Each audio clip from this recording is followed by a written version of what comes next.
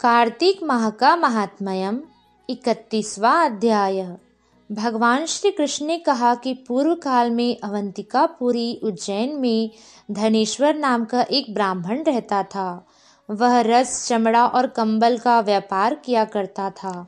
वह व्यापारी वेश्यागामी और मदपान आदि बुरे कर्मों से लिप्त था। क्योंकि वह रात और दिन इसी कार्य में करता था, इसी कारण वह धन प्राप्ति के लिए जगह जगह व्यापार किया करता था। नगर नगर में घूमता और क्रय विक्रय करके अपना सामान बेचता था। एक दिन की बात है, व्यापार करने हेतु वह महिष्मतीपुरी में जा पहुंचा। यह नगरी राजा महिष ने बसाई थी। यहाँ सर्वदा पाप नाशनी माँ नर्मदा विराजमान थी। उस नदी के किनारे कार्तिक मास का व्रत करने वाले बहुत से लोग अन्य गांवों से आकर वहाँ विराजमान होते थे। धनेश्वर ने उन सबको देखा और अपना सामान बेचता हुआ वह 1 मास तक वहीं रहा। उसने कार्तिक मास में स्नान के लिए जो जो सामग्री लगती थी वह सब अपने पास रख ली और ब्राह्मणों के साथ बातचीत करता। कुछ समय तक वैष्णव का मुख दर्शन करके उनसे नामों का स्मरण करता और उन्हें सुनता। वहां रहकर उनके कभी चरण स्पर्श करता, उनसे बातचीत करता और अपने सामान को बेचता। वह कार्तिक व्रत की उद्यापन विधि तथा जागरण भी देखता। उसने कार्तिक पूर्णिमा की कथा भी सुनी कि कैसे भगवान शिव ने राक्षसों का वध किया, जिसके कारण देव दिवाली का उत्सव मनाया जाता है। भगवान शिव के भक्त भगवान को इस दिन दीप अर्पित करते हैं। भगवान शिव और भगवान विष्णु में जो मनुष्य भेदभाव करता है उसे नरक जाना पड़ता है। इस प्रकार से अनेक कथाओं का उसने श्रवण किया। इस तरह से उसे 1 माह नर्मदा नदी के तट पर कार्तिक माह में व्यतीत हो गए। एक दिन उसके पास एक काला सर्प आया और उसने उसे डस लिया। दयालु भक्तों ने उसे घेर कर उसके मुख में तुलसी दल डाला और उसी समय उसकी मृत्यु हो गई।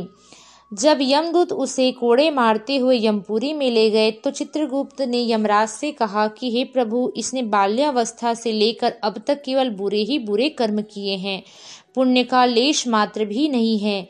यदि मैं इसके जीवन की पूरी कहानी बताऊं तो भी इसके पाप कभी समाप्त ही नहीं होंगे। हे प्रभु, इसे घोर नरक में डालना चाहिए।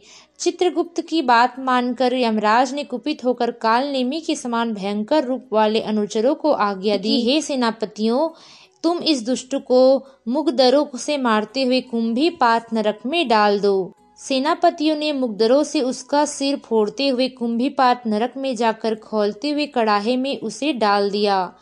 सेनापतियों ने जैसे उसे कड़ाहे में डाला, वह खौलता हुआ तेल का कड़ाही शीतल शांत कुंड के समान हो गया। यह उसी प्रकार हुआ जैसे प्रहलाद जी पर दैत्यों ने अग्नि फेंकी थी। वह पुष्प के समान हो गए थे। यह विचित्र घटना देखकर सभी प्रेत सेनापति यमराज के पास उसे ले आए और सारा वृत्तांत कहा।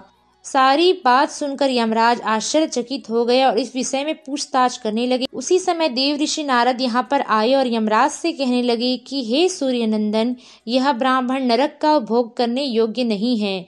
जो मनुष्य पुण्य कर्म करने वाले लोगों का दर्शन और स्पर्श, उनसे वार्तालाप भी कर लेता है, वह उनके पुण्य का 6वां अंश ले जाता है। यह धनेश्वर तो 1 मास तक श्रीहरि के कार्तिक व्रत करने वाले मनुष्यों के संपर्क में रहा है, अतः उन मनुष्यों के पुण्यांश का भागी हुआ। इसके कारण से अनायास ही वह पुण्य प्राप्त हो गया है। इसलिए अब यह यक्ष योनि में जाकर पाप भोग रहे सब नरक का दर्शन करने मात्र से इसके सारे पाप समाप्त हो जाएंगे। भगवान श्री कृष्ण की कृपा से, भगवान की कृपा से अब यह धनपति कुबेर का सहयोगी होगा। भगवान श्री कृष्ण ने कहा कि हे सत्यभामा, नारद जी इस प्रकार कहकर चले गए। उनके जाने के पश्चात यमराज ने धनेश्वर को पुण्यात्मा समझते हुए यमदूतों से आज्ञा दी कि इसे केवल नरक का दर्शन करा दो, ताकि इसके समस्त पाप नष्ट हो जाए। उसके पश्चात यह अपनी पुण्य भोगने के लिए यक्ष बनकर जाएगा।